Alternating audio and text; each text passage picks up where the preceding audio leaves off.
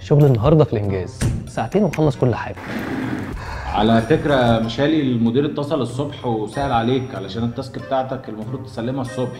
طيب انا هفتح الجهاز وعامل حسابي جاهز كل حاجه.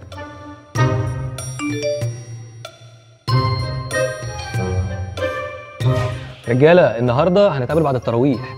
هنروح بعدها فين؟ قنبله؟ استنى في باين في، هبعت لكم تاني ها.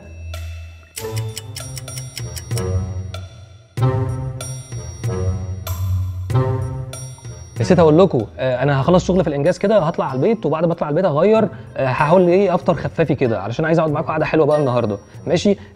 لغوني كده بسرعه ها. يلا هخلص وارجع لكم. مشالي ايه تاني؟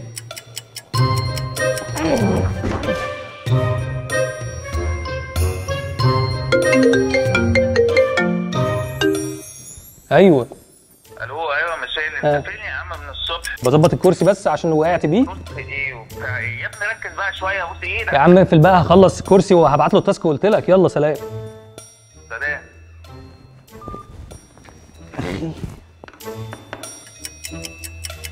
انت بني ادم. ايه يا ريس؟ بتعمل ايه؟ مفيش، كنت بس مش الكرسي وقع بيا. بتعمل ايه؟ فين التاسك اللي طلبتها منك من 5 ايام؟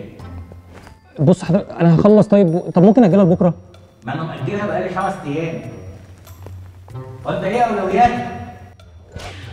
عارف ليه عقلك مش عارف يثبت على حاجه واحده؟ عشان عقل القرد اللي بيتنطط جواه. مونكي مايند ده مش شتيمه، دي ظاهره اغلبنا بيمر بيها ان ما كانش كلنا باختلاف اعمارنا. يبقى عندك تاسك يا دوب تشتغل عليها ويجي لك ايميل يسحلك، ومن سحله للثانيه للثالثه طاقتك كلها بتتسحب، وفجاه اليوم يخلص منك وانت ما عملتش حاجه. ليه؟ عشان سايب نفسك لكل عوامل التشتت اللي حواليك وما بتقولش لا. طب والحل؟ الحل في تمرين التركيز. ادي نفسك ربع ساعه بس في اليوم، واقفل الداتا واقفل كل النوتيفيكيشنز على الموبايل، واعمل حسابك تركز في تاسك واحده بس بدون اي مشتتات. ولو حد طلب منك اي حاجه اعتذر منه بشياكه وقول له بس معايا شغل هخلصه وارجع لك. طب لو مش عايز تعمل تاسكات او مش قادر، اعمل اللي قلت لك عليه من شويه. اظبط تايمر الموبايل على ربع ساعه، وراقب نفسك وراقب تصرفاتك، وشوف شعورك عامل ازاي دلوقتي. زهقان، مخنوق، متضايق؟ اسمع نفسك وركز معاه، وزي ما قلت لك سيب الموبايل خالص. او ممكن اقتراح تاني، النوتة والقلم، اكتب فيها كل التاسكات اللي عليك، وكل تاسك تخلصها شطب عليه، ودي بقى اسمها التو دو ليست. ونصيحه من اخوك، ما تفتحش الواتساب على لابتوب الشغل عشان انت عارف الرغي اللي بيحصل، وما تستعجلش النتائج، وحاول تكرر الاكسرسايز ده